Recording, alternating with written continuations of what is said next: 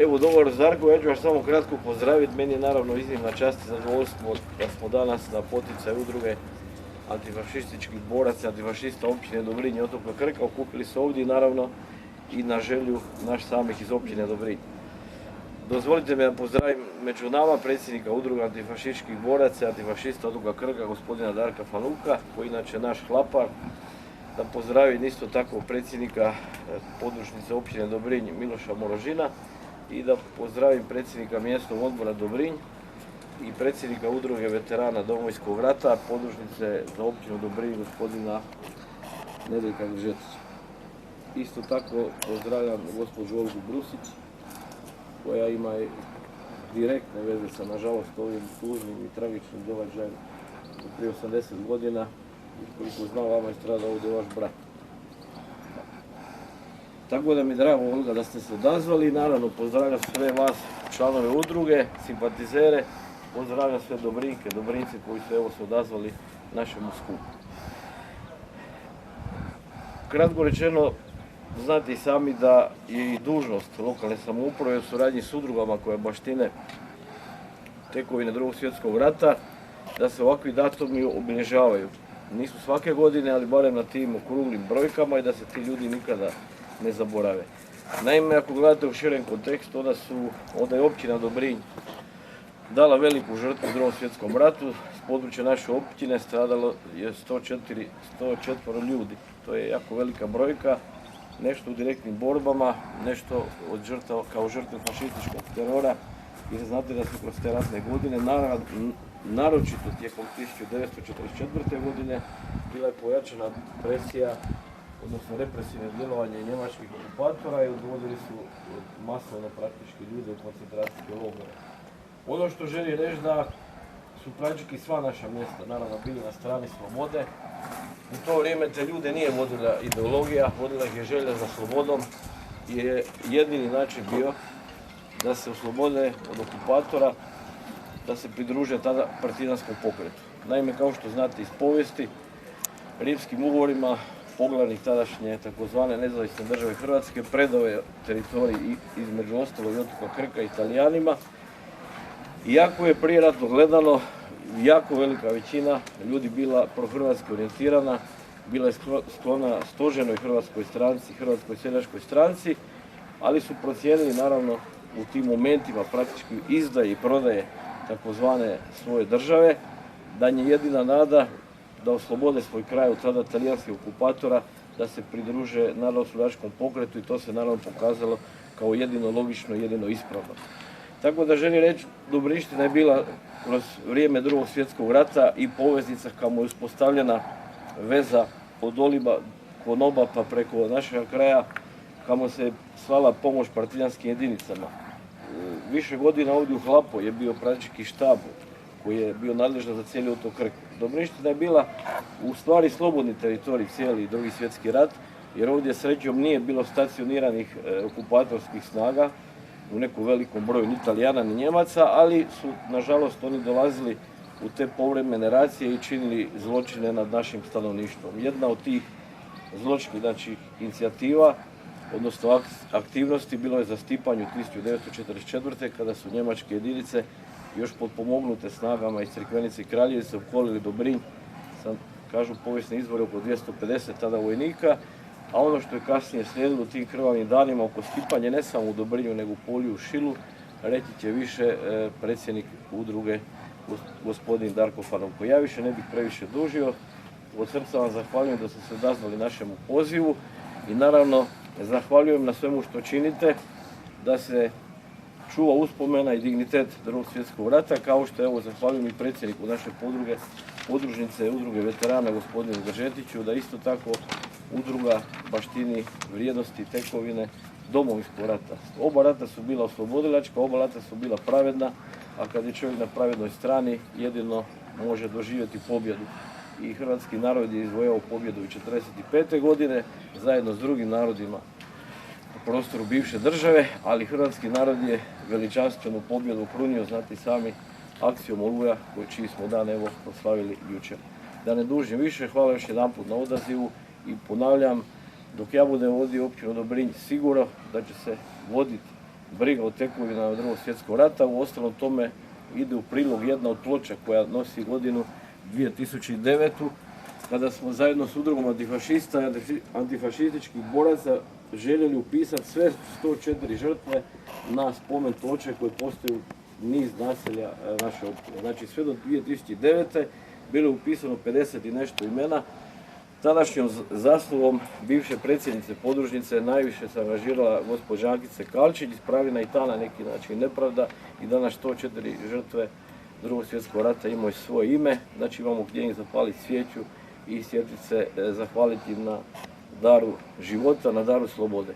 Tako to mora i biti, jer ono što se kaže da narod koji ne poštuje svoju povijest, onu naravno pozitivnu stranu povijesti, nema niti budućnosti. Hvala vam i živjeli.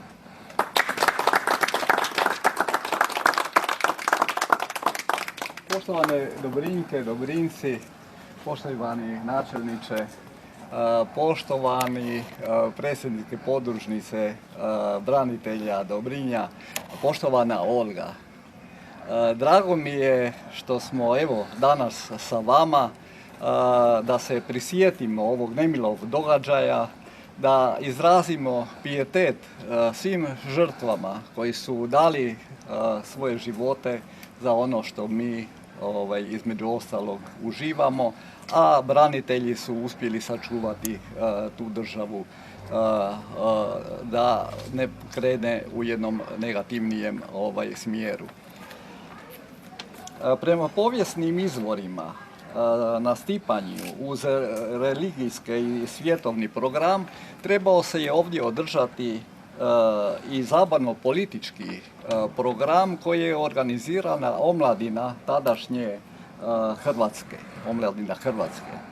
Da li je to bio razlog ili ne da su okupatori iz podružnice, kao što je Neven rekao, garnizona, odnosno iz garnizona Malinske i okolnih mjesta došli, opkolili Dobrinj, to nećemo nikada znati, ali znamo sigurno da je netko im to dojavio sa područja Dobrinja. Nažalost, bilo je takvih izdajica koji su koristili priliku da se na neki način umile neprijatelju, da na neki način i financijski profitiraju, kao nažalost u svakom ratu koji je bio na našim prostorima prisutan. Iako je udarna grupa obavijestila Dobrinjce, znači udarna grupa je djelovala i znači ovakve nekakve manifestacija je uvijek štitila. Oni su obavijestili Dobrinjce da dolazi neprijatelj, mlađi ljudi uglavnom su se sakrili, međutim stariji i neki drugi nisu stigli jer jednostavno Dobrinj je već tada bio opkoljen. Tada je počelo pretresanje kuća, što su tražili, da li su tražili pojedince sakrivene, znači oni su sigurno imali imena, zato su i neke žrtve odvedene u logore, nije to bilo slučajno.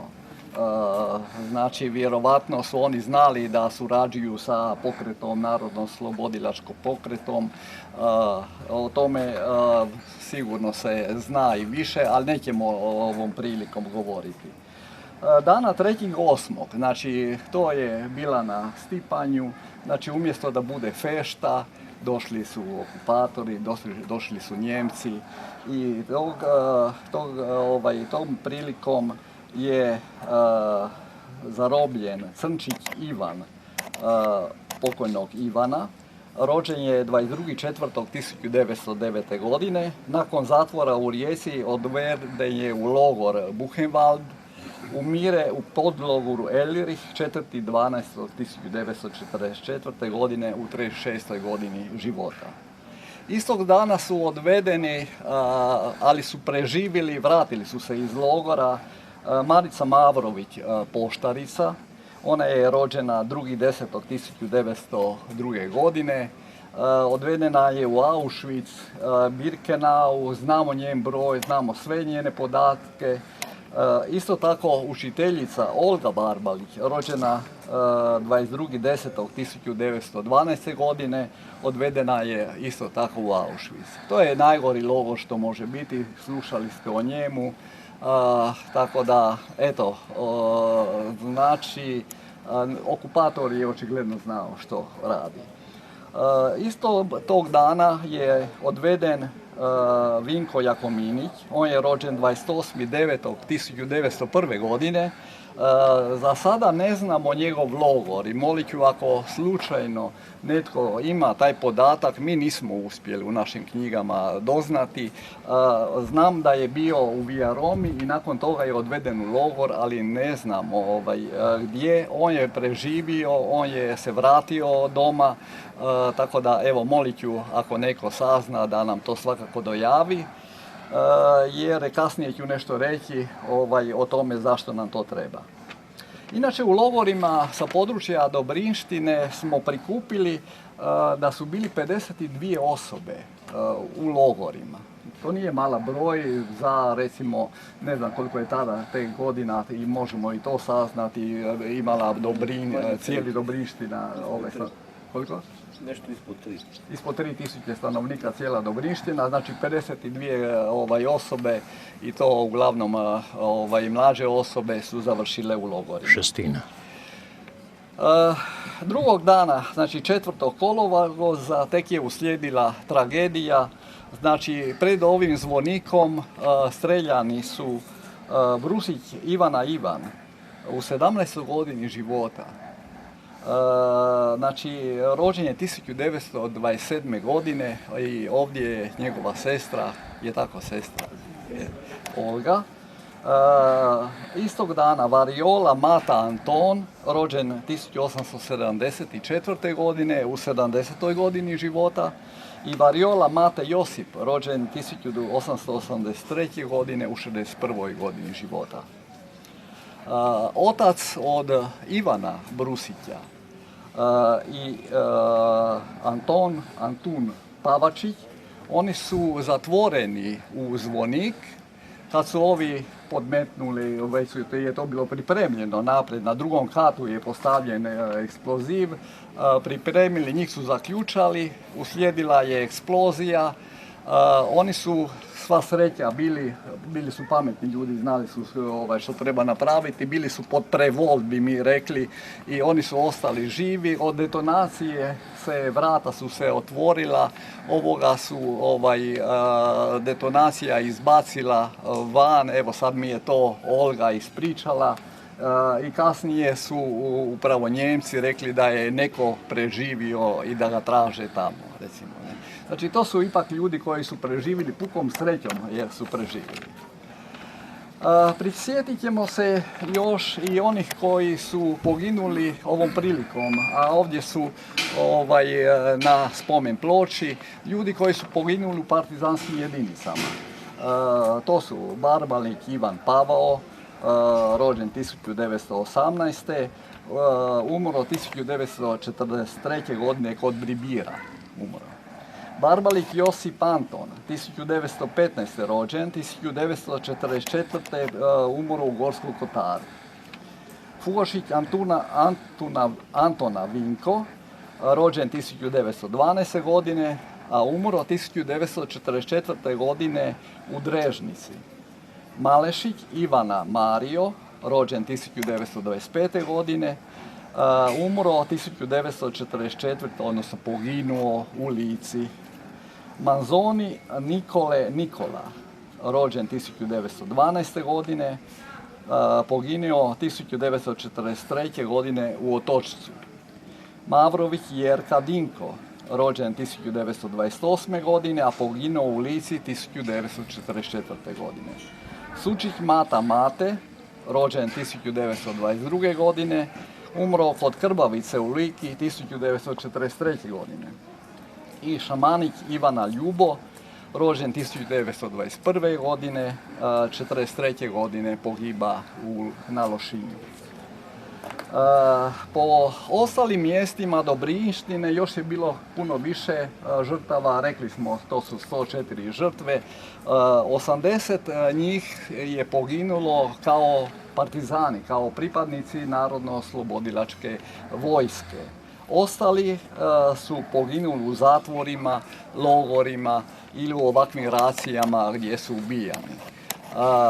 Eto, znači to je taj drugi dan bio, međutim okupatoru ni to nije bilo dosta, nego su išli malo dalje po Šilu, zapalili kuću u polju, ili tako, u polju zapalili kuću, kasnije su podmetnuli arhivu, svu arhivu, znači škole u polju, su stavili u zvonik i zapalili zvonik. Znači, slijedilo je isto ovdje, znači, tortura, premetačine i tako dalje. A nisam rekao prije da u ovaj zvonik su arhivsku građu župnog ureda također stavili i općine Dobrinj, znači i to je sve uništeno uslijed eksplozije. Kažu očevici da su te gromade letile daleko prema ostalim mjestima, da je to bila zaglušujuća buka, možemo i misliti.